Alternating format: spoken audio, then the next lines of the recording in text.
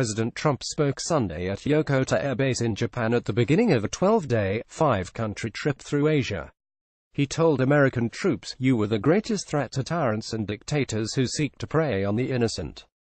Doug Milster, New York Times, Tokyo. President Trump kicked off an extensive swing through Asia with a campaign-style rally on Sunday with American troops in Japan, as he looked toward a lengthy trip likely to be dominated by talks on confronting the nuclear threat from North Korea. In a speech after Air Force One landed at Yokota Air Base in Tokyo on a crisp, sunny morning, Mr. Trump never mentioned Pyongyang by name. Sounding a militaristic tone, he sought to project toughness in the face of global challenges, saying the United States Armed Forces stood ready to defend itself and its allies and fight to overpower its adversaries. No one, no dictator, no regime and no nation should underestimate ever American resolve, Mr. Trump said, having shed his suit jacket for a leather bomber jacket as he addressed hundreds of fatigues-clad women and men.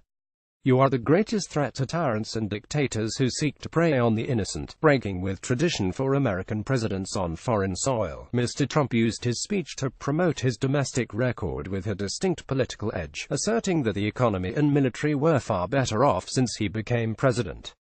"We're back home starting to do, I will tell you, and you're reading, and you're seeing, really, really well," Mr. Trump told the troops, noting that the stock market has surged and unemployment has been low, with almost 2 million jobs added since a very, very special day, it's called Election Day.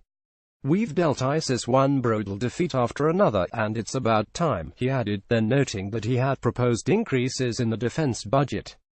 "That's a lot different than in the past." On Monday morning, Mr. Trump spoke to Japanese and American business executives, striking familiar themes about the success of his economic policies and issuing a call for newer trade relationship with Japan. "We want fair and open trade," Mr. Trump declared, "but right now, our trade with Japan is not fair and it's not open."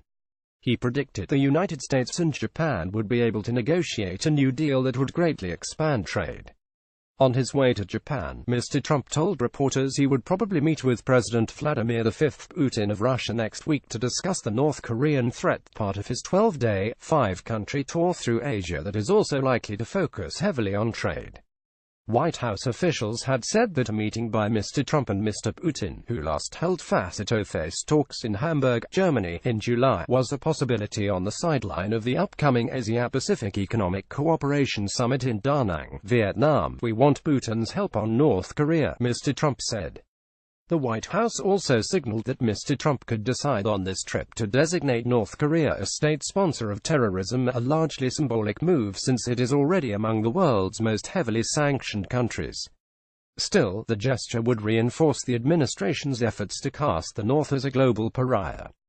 Rex W. Tillerson, the Secretary of State, and other administration officials are looking at the prospect very closely, a senior White House official told reporters in Tokyo on Sunday, and a decision will come very soon. The president used his speech on Sunday to call for building a free and open Indo-Pacific region, a new approach to Asia that is likely to be seen by China as a challenge.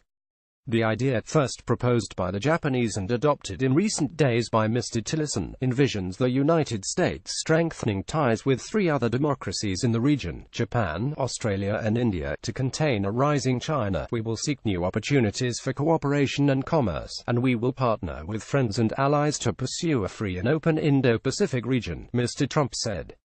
"We will seek free, fair and reciprocal trade." Mr. Trump's trip to the continent will be the longest by an American president in more than 25 years, with additional stops in South Korea, China and the Philippines.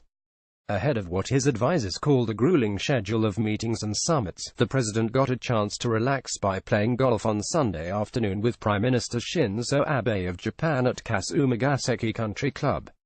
The outing was reciprocation for rounds that Mr. Trump hosted in Jupiter, Florida, and nearby West Palm Beach in February for Mr. Abe and Ernie Els, once the world's top golfer.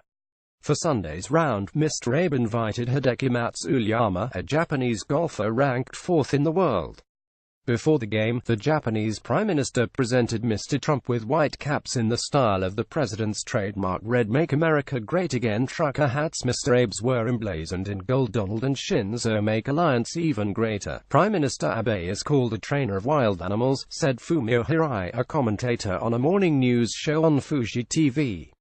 And the world is watching how he does with President Trump. The already extensive trip grew longer still on Friday when Mr. Trump abruptly announced to reporters that he would attend the East Asia Summit in Manila on November 14, adding a day to his travels. "It is grueling, they tell me, but fortunately, historically that has not been a problem for me," Mr. Trump said. "If I don't stay fresh, you'll be the first to tell me.